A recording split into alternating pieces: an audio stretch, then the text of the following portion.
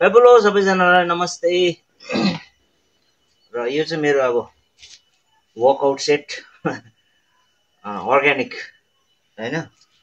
यो सेट चाहिँ अब एकजना साथीले प्रोभाइड गर्नुभएको थियो मलाई हैन, जो चाहिँ अहिले मसँग कन्ट्याक्ट छैन। मतलब मैले नै कन्ट्याक्ट राख्न नचाहेको, सिधै कुरा भन्नुपर्दा है।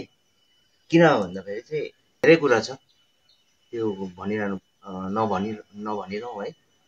र अलिकति वर्कआउट अब गर्ने काम गरौँ। त्यस्तो वेटदार त छैन अब, जो जिम हलमा हुन्छ नि है, त्यस्तो चाहिँ छैन हैन। तर यो इक्विपमेन्टहरूले चाहिँ के चाहिँ गर्छु हैन, कुन एक्सर्साइज चाहिँ गर्छु त्यो चाहिँ अब हजुरलाई देखाइरहेको छु हैन। हजुरहरूले पनि घरमै बनाएर यसरी नै एउटा वेट मिलाएर बनाएर घरमै गर्न सक्नुहुन्छ है वर्कआउटहरू। हेल्थ बनाउनुहोस्, स्वास्थ्य बनाउनुहोस् है, तपाईँको लागि लाभदायक हुनेछ। र यहाँ चाहिँ म स्क्वाटबाट सुरु गरिरहेको छु र मैले फास्ट फरवर्डिङ गरिरहेको छु। किन भन्दाखेरि अब नर्मल गर्दाखेरि लामो हुन्छ नि त, त्यसले गर्दाखेरि यो मैले स्क्वाट 20 को रेपुटेसन गरेर सकेँ। पश्चात अलिकति पानी पिएर फेरि यो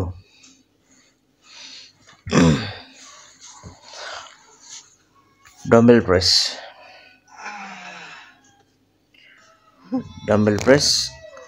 मेरो यो चाहिँ कुकुरको हिरो मजाले सुतिरहेको छ हो।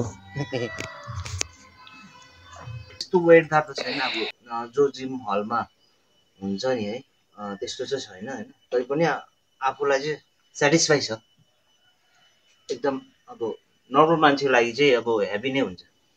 अब हामी गरिरहनेलाई चाहिँ अब अलिक कम्ती वेट कम्ती नै हुन्छ हो। तैपनि एउटा वार्मअपको लागि चाहिँ हामी अब बडीलाई एउटा मतलब एक्सर्साइज गर्नु चाहिँ राम्रै हुन्छ। र यहाँ चाहिँ म आफ्नो डम्बल प्रेस चेस्टको निम्ति गरिरहेको छु। र मोटामोटी यसको वेट छ तपाईँको 11 देखि 12 किलो एउटा डम्बेलको। र रेपुटेसन 20 देखि 25 को रेपुटेसन हान्छु। अनि क्लोज फिट यो पनि साथैमा गरिरहेको छु। र यो कम्प्लिट वर्कआउट चाहिँ अब कन्टिन्यू नै राखेको छु हैन, म छुट्टी आए तापनि।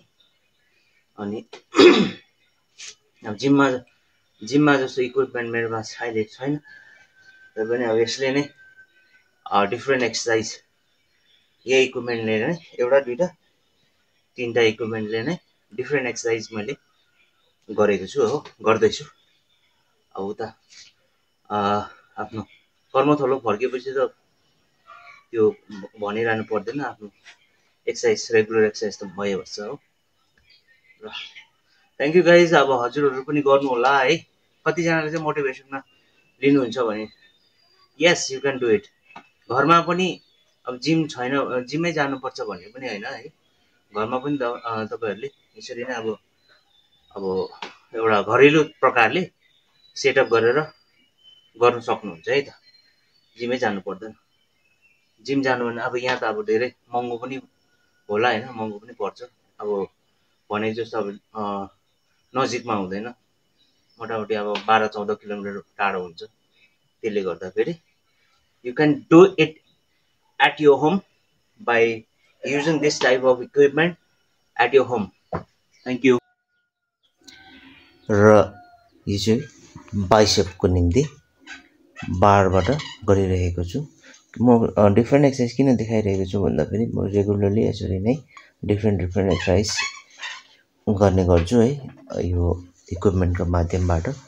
र त्यसरी नै ट्राइसेप रेपुटेसन 25 to 30 यसको वेट चाहिँ तपाईँको मोटामोटी एउटा प्लेट चाहिँ तपाईँको 9-10 किलो होला, लगभग 9.5 किलो। हजुरहरूले पनि घरमै बनाएर यसरी नै एउटा वेट मिलाएर बनाएर घरमै गर्न सक्नुहुन्छ है। वर्कआउटहरू हेल्थ बनाउनुहोस्, स्वास्थ्य बनाउनुहोस् है, तपाईँको लागि लाभदायक हुनेछ।